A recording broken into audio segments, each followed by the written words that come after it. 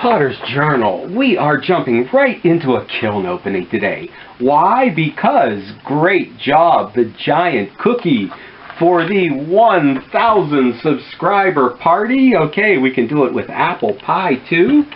And Irish whiskey cheesecake. We can't just put these on the table. We've got some cake stands in the kiln. Let's see what's in the kiln today. And while we're unloading the kiln, let me know in the comments. Okay, we will be serving this up, what it is you'd like. Here we go, a kiln opening like every other. Let's see what's in the kiln today. This one was a little tricky to stack because I've never done cake plates before. How do you fit things in around them? Where do we start? Where do we start? Okay, right here with my little signature slipware pieces. Okay, the fish. And my boy Ralph. Okay, I really have fun with these. The rooster is, I guess, my signature slipware piece. And I will roll the dice before the end of this firing. Whoever in 2 videos back, my 1,000 subscriber video, the number between 111 and 666 closest without going over, I will send one of these to. And this is a new batch of both my green glaze and the sea mist. Okay, and I decided that I would put my sgraffito drawings on every piece of production ware I make, at least once. This was a request, and I thought the skull and the heart tulips didn't go together, but she gave me some life story, and it sounds like they do go together on the same pot.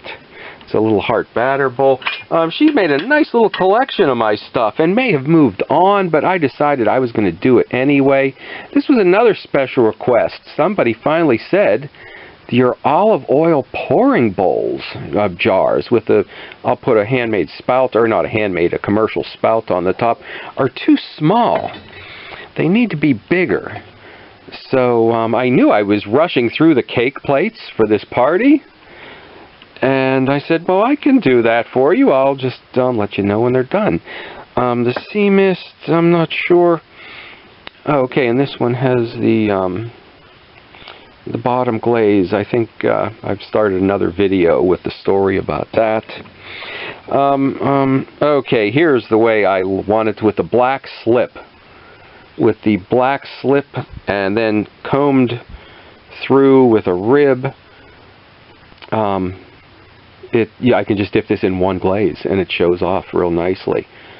This time there's an extra line here because I dipped it from the bottom and the top because I couldn't get my fingers around it with that. I don't always want the fingers to show on some of the production pieces that are okay for normal people and not potters that go looking for that kind of thing. And, you know, we got to get this cake stand out of here. This one, okay, this one, when I took it out of the bisque kiln, it was cracked right here. And there, okay, yeah, we can see it there. I glaze welded this together. I glazed the bottom piece, I glazed the top piece, and I set them onto each other and then brushed on some more glaze. So this is permanently glazed together. And kind of more of maybe a candy dish or a small fruit dish. I wanted to make a series of these smaller in a size that the big ones would sell the small ones, but I think you caught in the last video I've had a lot going on lately that 12 days for yeah, okay. Oh, here is a refire. And and it's still a little bit rough in spots, but I've been one at a time putting in some refires from over a year ago when I announced I had the worst firing ever. So this time it was well worth. Okay, putting it in for the refire. We saved it. And here's what we're looking for. The cake plates. And the top is smooth, so we've got a top clean enough to put a cake plate on. And look at this. Can you imagine? Now, cake is for, you know, a celebration. Cake is to mark an event. You don't eat cake every day. It's not good for you, healthy or satisfying. It's not going to sustain you. But can you imagine sitting at the edge of a table, somebody any age, celebrating an event, and the slipware designs circling around here of the bird and the tulip and the little heart. Now, I hope you can see that, because after the cataract surgery, my new eyes, I can now see to drive, but my near vision isn't what it used to be. So, even with glasses for that, and okay, a couple of tea party cups for the kids, or shots. And let's see what we got further down in here. So I'm not sure if what I can see in the camera, okay, is what you can see. And here we go. There is the big plate. Oh, wow. Okay, and I can, it's warm, yow. You know, it's not, oh, is that beautiful? Oh, I can't believe it. You know, I have been thinking about making these for well over a year. I thought I was going to, the way when we were staying at home during the pandemic, I thought I was going to hit a 1,000 subscribers 3 or 4 months ago, maybe half a year ago. And then we started going out, we quit watching YouTube. So this has just been an idea. This has been an idea in a sketchbook for the longest time. And this also could make a bird bath for a ledge. And I put the black slip and then comb through it. I think the glaze needs to be a little bit thinner, but all the lines carved through. So I'm doing 2 things to just dip in one glaze. I mean, this is not easy to glaze. And I want to get the most out of one glaze, so carving lines through and using the black slip does it. We're going to set this down here. And you know what? Here's one of the rooster plates. Another one of these rooster plates that I said I was going to send to somebody. Let's do that roll of the dice right now. I learned a lot about dice. Okay, let's see what we've got. We have got a 5 would be the first number. And what else? And then we've got a 1, 5, 1. 5, 1, 5. So we'll get the at the end here the cake out and served, and see who's got. Okay, the number. Okay, yeah, how to load this kiln around those chip and dip plates. I always have trouble fitting these in. They don't have the height of anything else I fire, so they don't fit with my pie plates. They're too short for a mug shelf, but they fit underneath the cake plates. Should I grab one and show that? So they fit right in under there to fire. And I was worried that I might have pushed too close and it might have came out stuck to the side of the pie plate.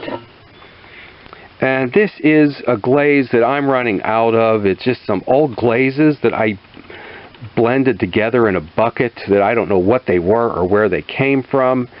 I'm coming near the end, so I use it sparingly. And then when I put the sea mist over it, it makes a nice halo on there. I just don't have I need to start working on the glaze layer thing, because I don't have enough that work that way. So the 511. Okay, for one of my signature rooster plates. This is also an experiment. These will fit in a media box, a cheap little $10 to ship media box. They really don't need much packing, so that's what I want to do. This is also going to help me find out if we can put that in there with just a little bit of packing and a cheap little box. I think it will work. And we've got one more shelf on the bottom. I think I have another cake plate in here. So, yeah. Oh, wow. Yes, I do. This was the first one I ever made, you know, not knowing if I could do it. And it's smooth on top, smooth enough to set a cake. There's really no decorating on this, but okay, 1,000 subscriber video. I'm a pie plate channel. It's just a pie plate. I threw a pie plate and then threw another lump of clay in there and threw the base for the cake plate. These were really not difficult to make. I'm going to suggest give it a try. You can do it too. So I really don't demo or show how to do things here. It's more that, okay, sharing my potter's journal, I'm trying to show how to be a potter and to move on and try something new and not be afraid to do a lot of the same old thing. And you know, there's my boy Ralph again. Maybe number 515 might want a Ralph instead of the rooster. Okay, and you know, he's got a little bit different character in all of them. I don't know. And this might be, oh, this was a glaze test just to see what something looked like. Okay, and what else? Oh, and real quick, here's the small version of, okay, the olive oil pour bottles. So, yeah, you know, somebody said by the time you fill it, it'll be gone. And I was worried, too, about these maybe having to have a handle. Well, people are able to hold a wine bottle and pour it without a handle, and this wasn't any wider. Okay, so let's get on with the party.